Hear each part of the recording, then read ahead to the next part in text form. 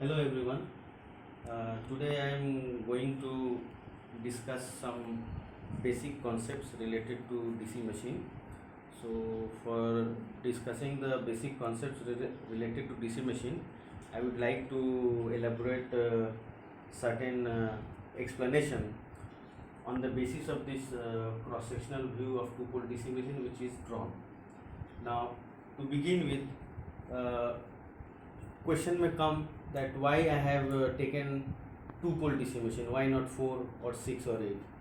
You see, to be honest, the answer is that if we take the number of poles to be 2, then there is no ambiguity or there is no confusion between electrical degree and mechanical degree, because all of us know this relation that theta electrical is given by E by 2 multiplied by theta mechanical. So what is P? P is the number of poles. And what is theta mechanical? Theta mechanical is the degree or angle which is observable by our bare eyes. That means whatever we see with our bare eyes, that angle or that degree can be termed as mechanical degree. And in order to obtain electrical degree, you have to multiply the mechanical degree by P by 2, where P stands for number of poles. So if the number of poles is 2, then you put 2 for P, you will get 2 gets cancelled, you will find theta electrical and theta mechanical are becoming exactly equal.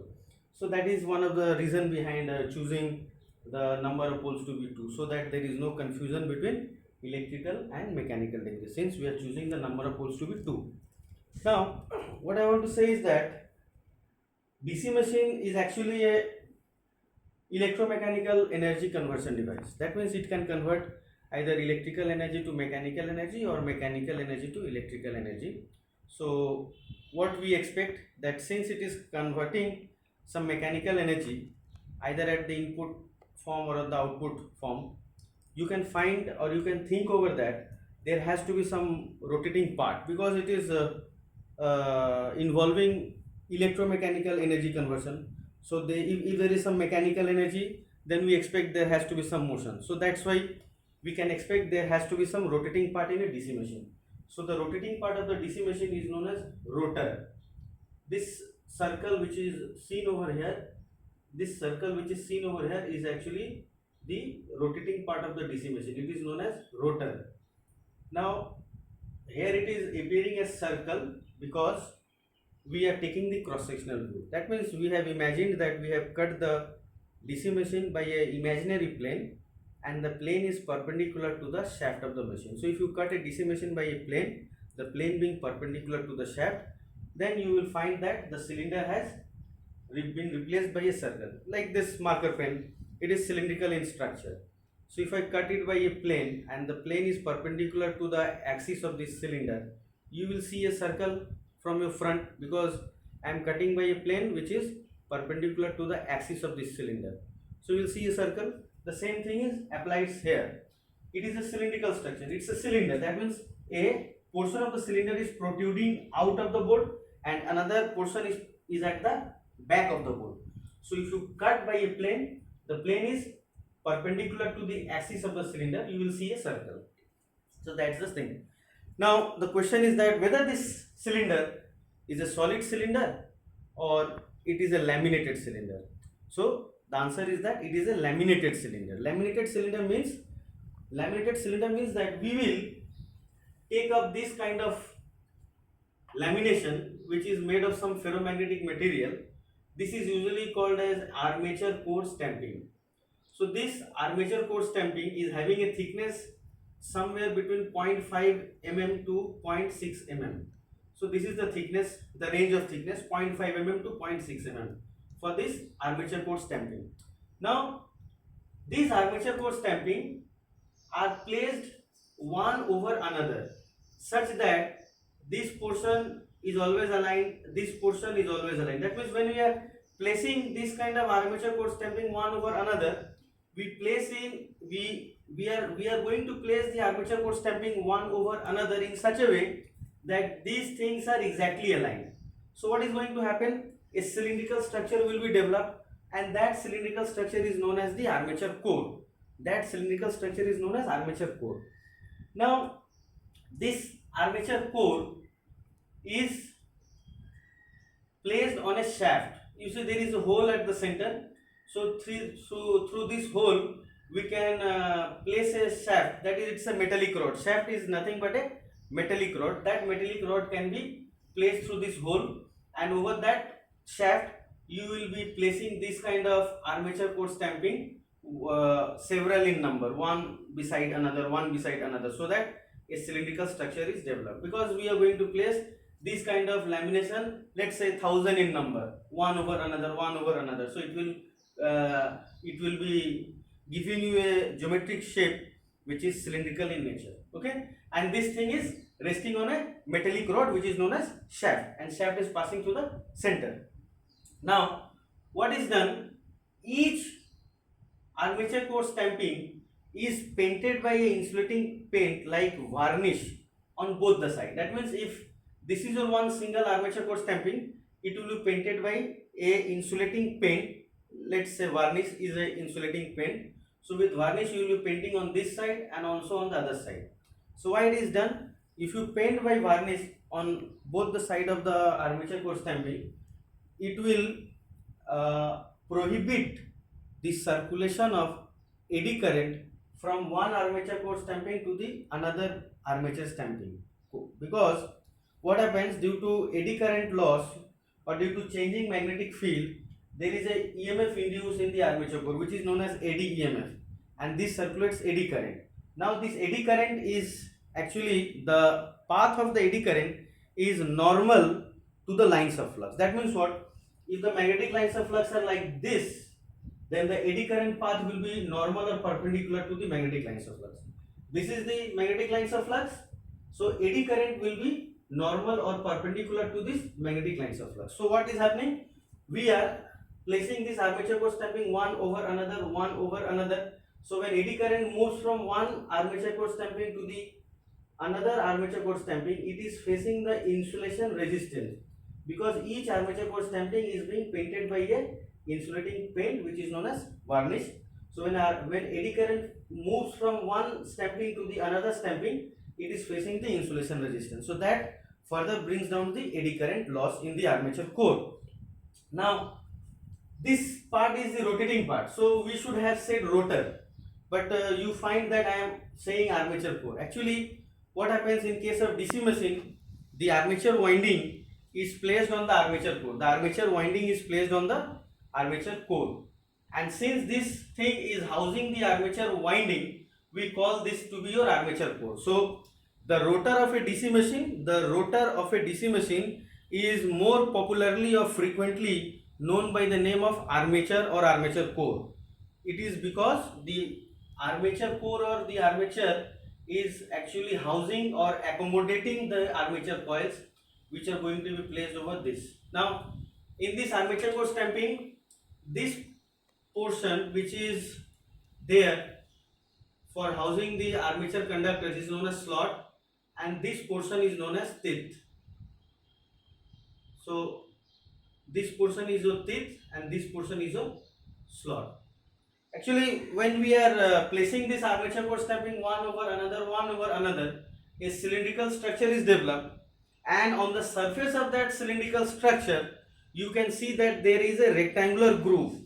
You will see there is a cut or there is a groove which is of rectangular nature, because this portion is vacant, this portion is vacant, this portion is vacant, this portion is vacant. So when you are placing the armature core one over another, a cylindrical structure is developed, and on the surface of that cylindrical structure you will see there are rectangular grooves which is known by the name of slot, and we are placing the armature winding of coil over this armature slots.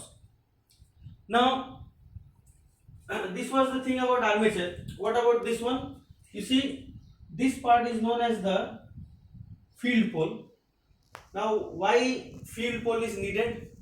For electromechanical energy conversion, a coupling field is required, and usually we can adopt either magnetic field as the coupling field or electric field as the coupling field. But for most of the applications which are involving industrial use of electrical machines, we find that magnetic field is used as the coupling medium.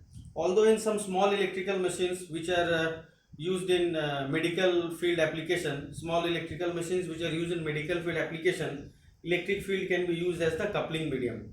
However, for industrial application, most of the electrical machines, they use magnetic field as the coupling medium, because the energy storing capability of magnetic field is around 25,000 times that of the electric field.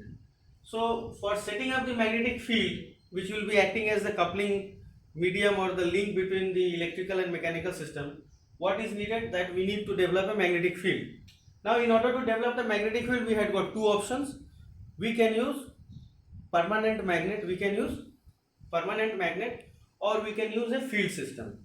Field system is that electromagnet. So if you are using a permanent magnet, in that case you don't require any field coils or field winding. So please remember, if you are using a permanent magnet for establishing the magnetic flux, in that case field coils are not needed. In that case, what will happen?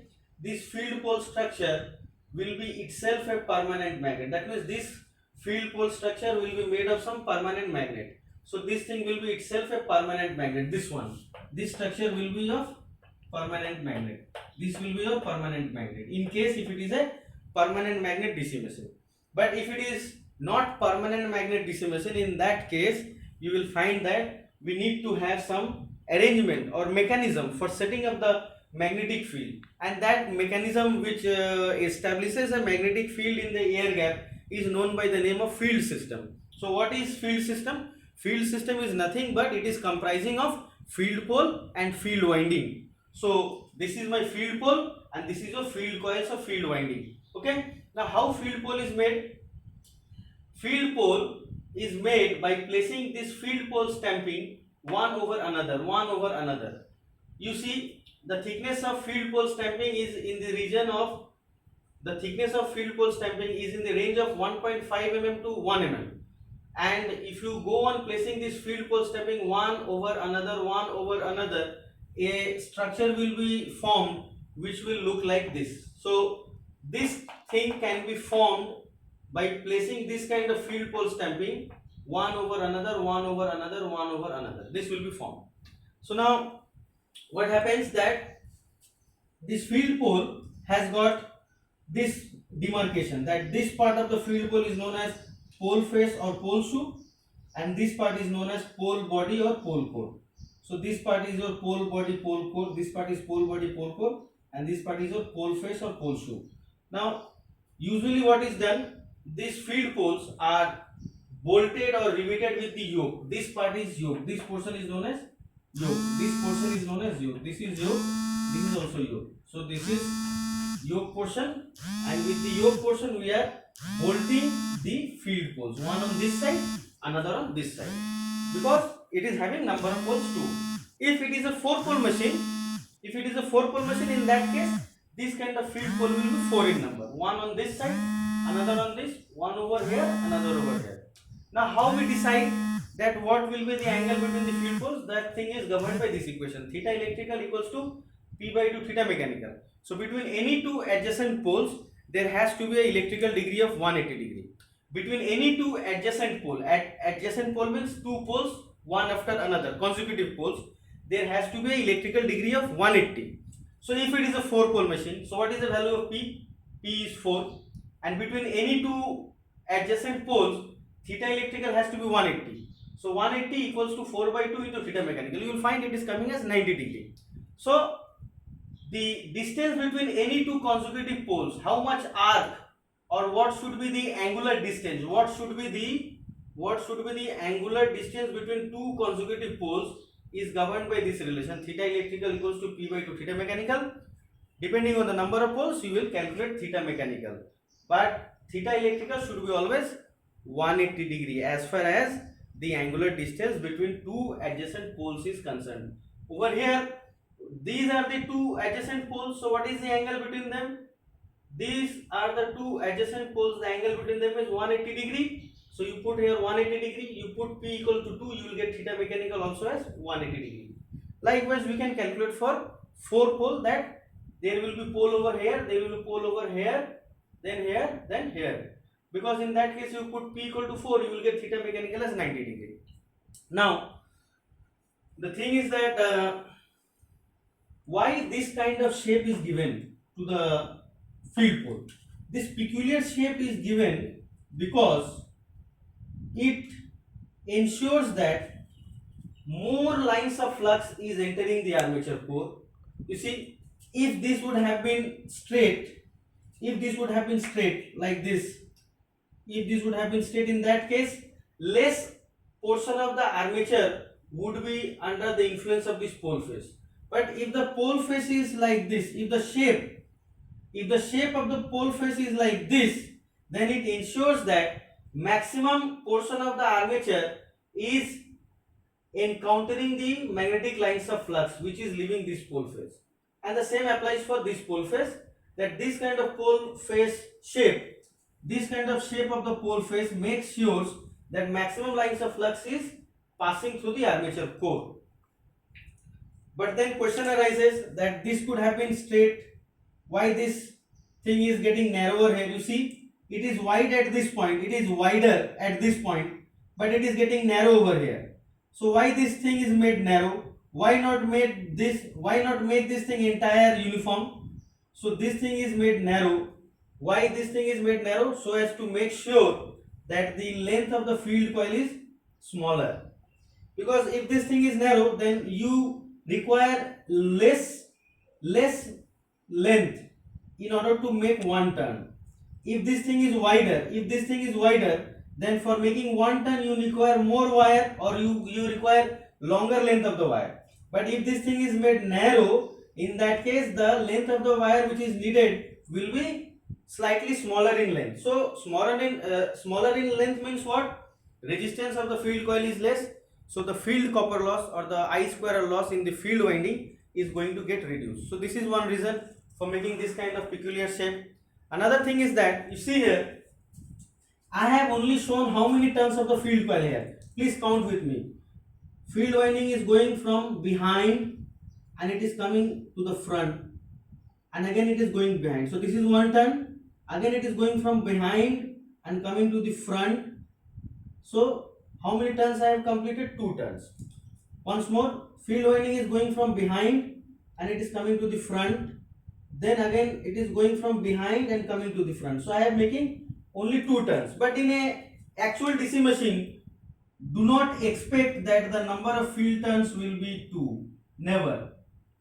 Field turns is usually very large.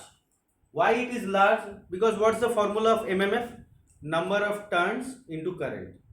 So if I can make sure that the field winding number of turns is very large, in that case the current required will be reduced for the setting of the same MMF. So what is made is that for field winding the number of turns is usually made very large. So if it is made very large, what will happen? These windings are going to expand from sideways. How? Let's do one thing. Let's say this is our field pole. So if I am going to place the wire from this end again to the front, so this is one turn. Again from back side again to the front, this is second turn. If I am going to place the wire, let's place the wire from behind. So from behind it is moving, it is coming to the front. So how many turns? 1 turn. Again it is moving from behind and coming to the front. How many turns? 2 turns. So in this way, if you have to place say 100 turns, let's say that after making 5 turns, this entire length is covered. This is 1, 2, 3, 4, 5. After making 5 turns, this entire length is covered, but we have to make 100 turns. So what has to be done? 1, 2, 3, 4, 5 turns is there. Then again we will start from bottom and we will move to the top. So how many turns? 10. Again from top to bottom. How many turns? 5. Again from bottom to top, another 10. So in this way, how many layers will be formed? 20 layers will be formed. 20 layers will be formed. Because when we are going to place the field winding, after making 5 turns, let's say the entire length is covered, but we have to place 100 turns. So what we do? We are starting from top and we have moved up to bottom. Entire length is covered, but only 5 turns is made. So again we start moving from bottom towards the top. So another 5 is made. So how many turns? 10 turns. But How many layers are there? 2 layers. So in this way there will be 20 layers and 100 turns will be completed. But if there are 20 layers over here, don't you think this field winding will expand from sidewise or laterally? So that's the thing which is not shown here. But usually what happens? Field winding is going to expand laterally. So if the field winding is going to expand laterally, what is going to happen? If the field winding is going to expand laterally, what is going to happen? It will bulge. It will bulge or it will expand from sidewise. So this kind of structure is allowing to rest upon. This kind of structure will allow the field windings to rest upon this thing. If this is straight, in that case, the field windings will not get any mechanical support. They will not get any mechanical support. But if the structure is like this, then the field windings, when they are placed over the field pole, they are going to get expanding laterally or sidewise. So it will be resting upon this shape, this structure. So it gives mechanical support. This is also one of the reasons behind choosing this kind of shape. Okay. Now, you see here what I am going to tell is that this part is the base portion. So base portion is shown here. So in case of base portion, what is done? Base is needed because this entire thing is actually cylindrical in structure. So if you place a cylinder on a flat surface, there is a very tendency that it will start rolling from here and there. So in order to make sure that the DC machine is getting firm base upon which it can rest upon, this base is provided. So this base provides a foundation over which this thing is going to rest upon. And also you have the provision that you can bolt this base with some concrete foundation which is made. You can build a concrete foundation. With that concrete foundation you can place some iron rail, and with that rail you can bolt these two things so that the DC machine is firmly fixed at a point or place. Now in this diagram I should admit that I have not indicated commutator segments. I have only shown brushes. I have not indicated commutator segments for clarity. Anyway, the brush is shown to be placed along the interpolar axis. Now, how to identify the interpolar axis? Interpolar axis is identified by the fact that along the interpolar axis air gap is maximum. So, along whichever axis air gap is maximum, that will be our interpolar axis in case of DC machine. So, in this line, along this line you see the air gap length is maximum. So, this is our interpolar axis. Also, it is sometimes known as geometrical neutral axis, that is GNA. So, this axis is also sometimes known as GNA, that is geometrical or geometric neutral axis. Now, what has been done here is that we are taking number of poles to be 2. So, there will be 2 poles, and these are the field coils. So, this is your nothing but this is your field coils. This is your field coils, or you can say field winding. And this part is your armature winding. This part is your armature winding. This part is your armature core. This part is armature core. Now, this thing are the pole tips. This is pole tip X. This is pole tip X dash. This is pole tip Y. This is pole tip Y dash.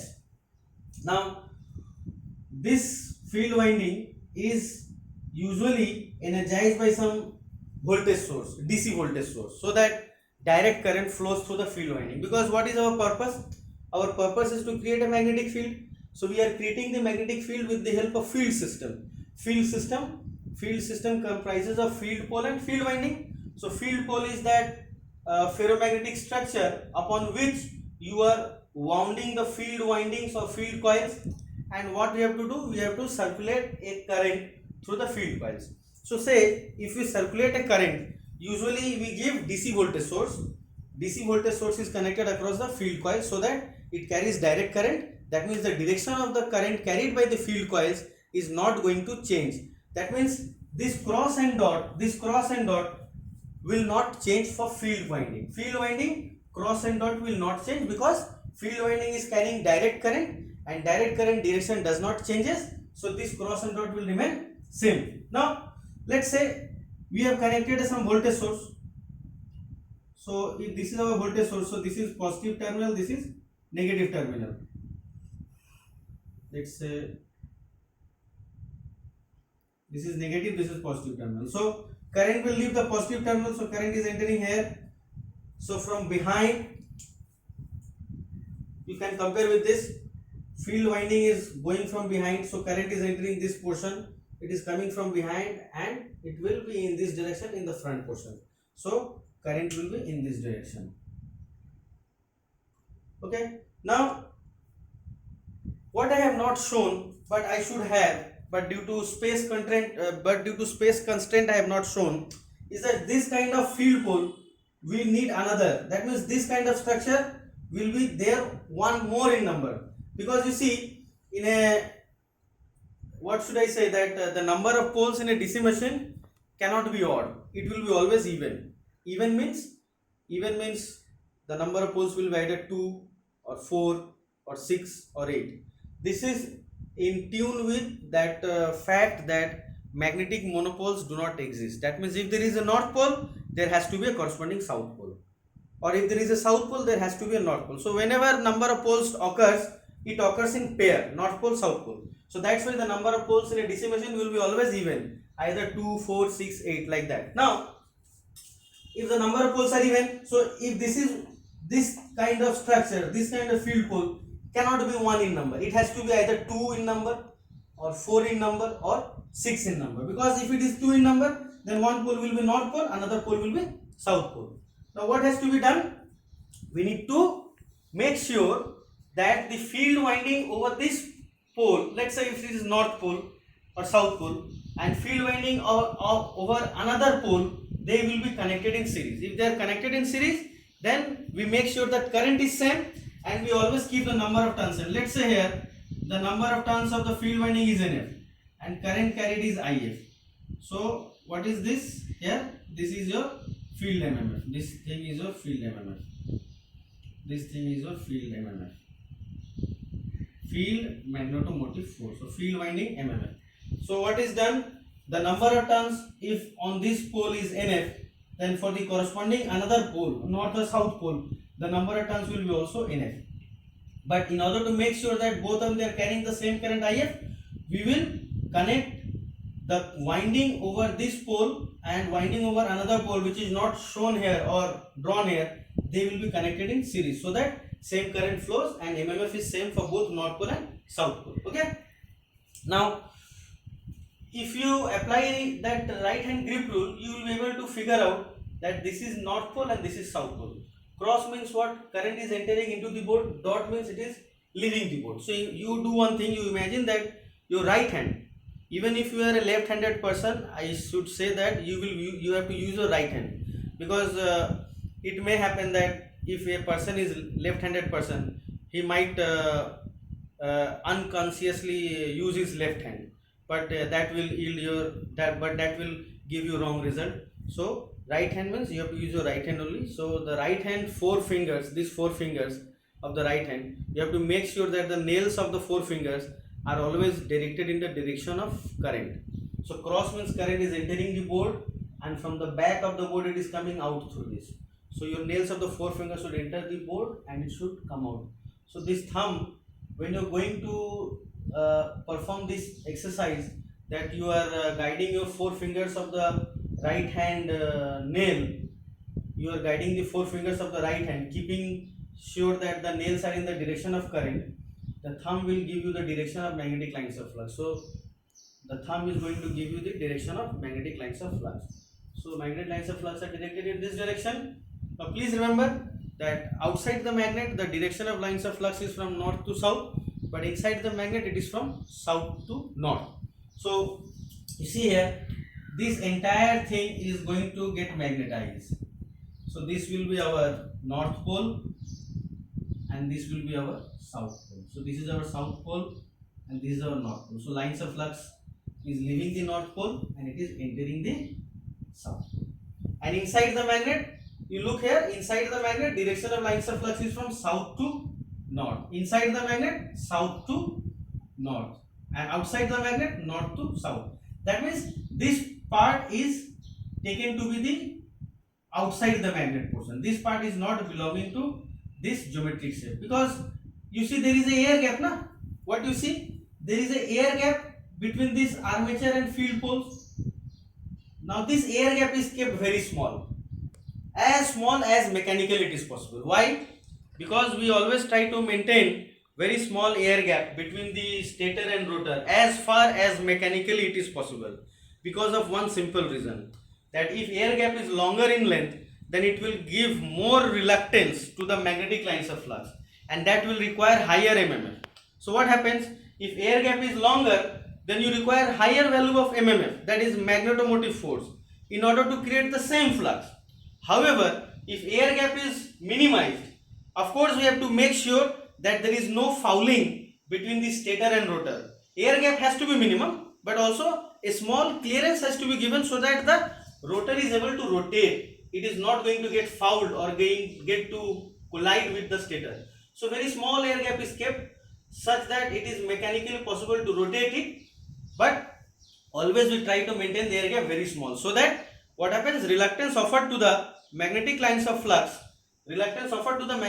flux is very small, and we need very small amount of mmf, that is magnetomotive force, in order to set up the magnetic field. That's why air gap is made very small between the stator and rotor. Okay, now what should we notice? Another thing is that we are giving direct current to the field winding. So the direction of the field winding current is not changing, right? So the flux value or the strength of the magnetic flux should not also change with time. That means ddt of phi should be 0. We should not have any time varying flux, right? So if that is the case, then why the armature core stamping is laminated? Why it is not made solid? Why the armature core stamping is not made of solid cylinder? Why we are taking laminated cylinder? Why not solid cylinder? If the field winding is carrying direct current and the direction of direct current is not changing, in that case the strength of the flux is also not going to change, because flux is created due to the current carried by the field winding. Flux is created due to the current carried by the field winding, and if field winding is carrying direct current, that means it is not changing with time. In that case, the phi should also not change with time. So in that case, the question of eddy current loss does not arise. But if you give a closer look, we can find that over here, if you just take any let's say you take an element, so let's say this element is, this part is A, this part is B. Are you able to see it? This is A, this is B.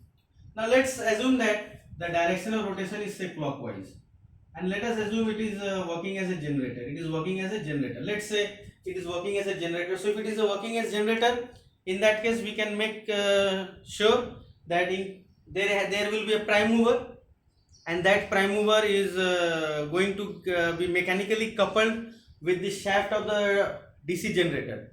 Prime mover can be a diesel engine, it can be a steam turbine, or it can be a DC motor in case of laboratory only, not for real life application. Please do remember, we cannot use DC motor for real life application, because in real life application we need to generate electricity. So we are going to generate electricity, so we cannot ask for motor, because motor itself needs a electrical energy input. So for real life application, DC motor cannot be a prime mover, but in laboratory we use DC motor as a prime mover. That is a exception, but prime mover is something which is going to give you mechanical energy input. So that can be a diesel engine. So let's say the prime mover is driving the armature of the DC generator in clockwise direction. Now you notice the lines of flux. Lines of flux are leaving the north pole phase, crossing this air gap, entering the armature core, again crossing the air gap, again entering the south pole phase, then they are returning to the yoke portion. So now you consider element A, B. So what is the direction of the lines of flux when this element is under the influence of north pole? Let us be very observeful on this. This element, when it is under the influence of north pole, what is the direction of lines of flux? obviously from point A to B. When this thing rotates and comes over here, point A will come here and point B will be coming here. Let me draw it. So this will be B, this will be A, isn't it? When this thing rotates and comes to this side, A point will come here and B point will come here when it is rotating by this 180 degree. So this element AB will come under the influence of south pole. So in that case, what is the direction of lines of flux? From B to A. But here, what is the direction of lines of flux? From A to B. So you see, there is a reversal of the magnetic flux for this portion of the armature core. We have taken an arbitrary portion in the armature core. What is that? AB. So when this element is under the influence of north pole, direction of lines of flux is from point A to B. However, after 180 degree rotation, this element AB will move under the influence of south pole. In that case, point A will be here and B will be here. You see, the direction of magnetic lines of flux is from B to A. So clearly it is seen that there is a reversal of the magnetic lines of flux for this element or for this part of the armature core. Also you see that as this element moves on, over here it is encountering maximum flux, over here it will be slightly reduced, over here it is further reduced, over here it is almost zero, again it increases, then here it increases. So you see, if you move along this air gap periphery, you will find that it is almost zero at this portion, that is the interpolar axis. At this portion, that is interpolar axis, the field flux is almost zero and it is maximum along the polar axis. So this axis along which the strength of the field flux is maximum is known as polar axis. It is also sometimes known as d axis or direct axis. And along this axis the strength of the field flux is almost zero. Along this axis the strength of the field flux is almost zero. So this is known as interpolar axis or your quadrature axis or q axis. Okay. Now we need to think over that how we can further think over that we can analyze this part of the diagram. In order to analyze this, I have drawn the armature flux or the magnetic flux plot due to armature current separately. So what do you see is that the armature lines of flux are directed downwards like this, and this can be easily found out by applying right hand grip rule. What is the right hand grip rule?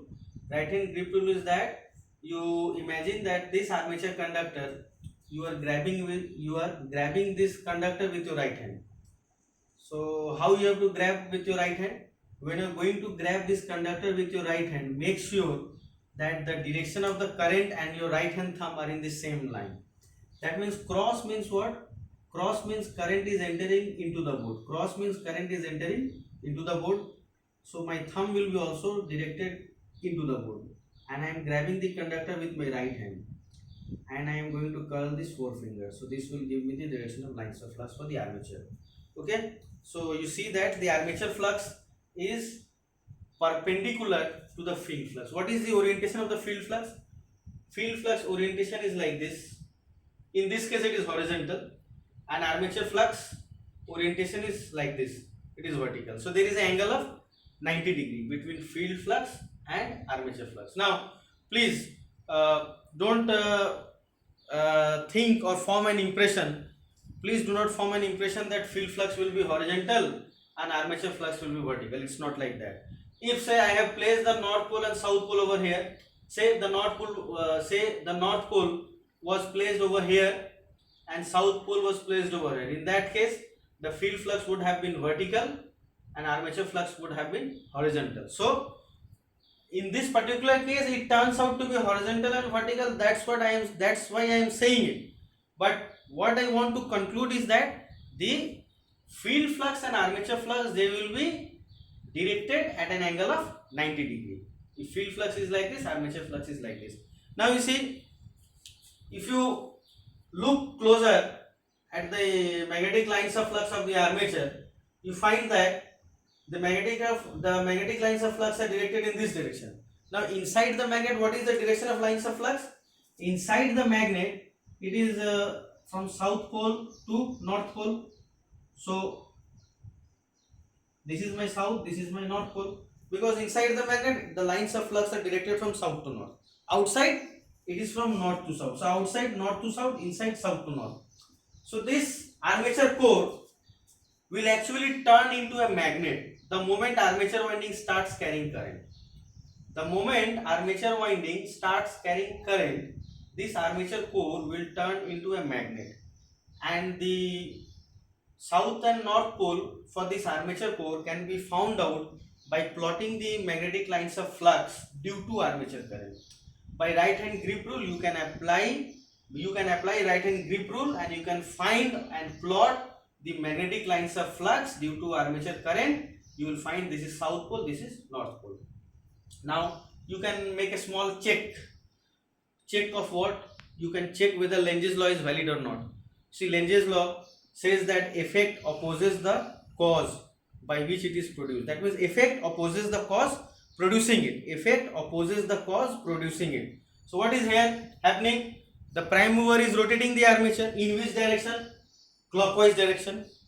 That's why EMF is induced in the armature, and that's why armature current is flowing. So armature current is flowing, it gives rise to what? The armature core getting magnetized, or armature core is turning into a magnet. So according to Lentz's law, the armature core is going to develop a torque, and the torque developed by this DC generator will be opposing the prime mover torque according to Lentz's law.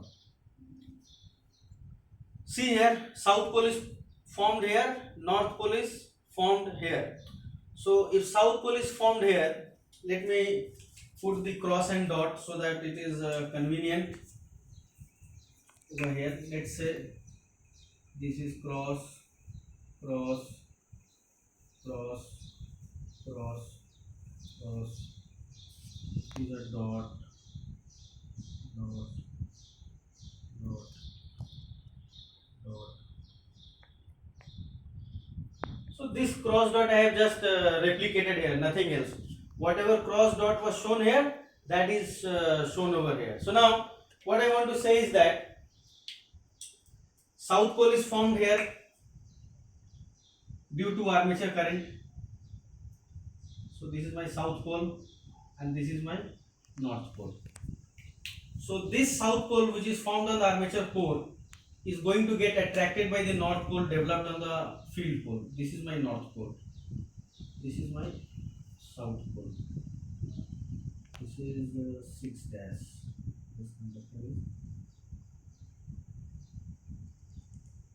6 dash now.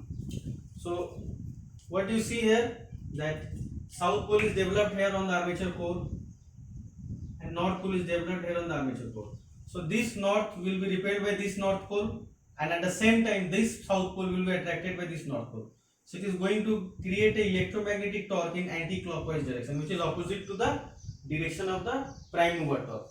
Because prime mover is driving the armature in clockwise direction, so the direction of prime mover torque is in this direction. However, direction of electromagnetic torque is in this direction. So this is in consistence, or this is in accordance with Lentz's law, that effect opposes the cause producing it. Okay, let me stop here. Again I will try to upload another.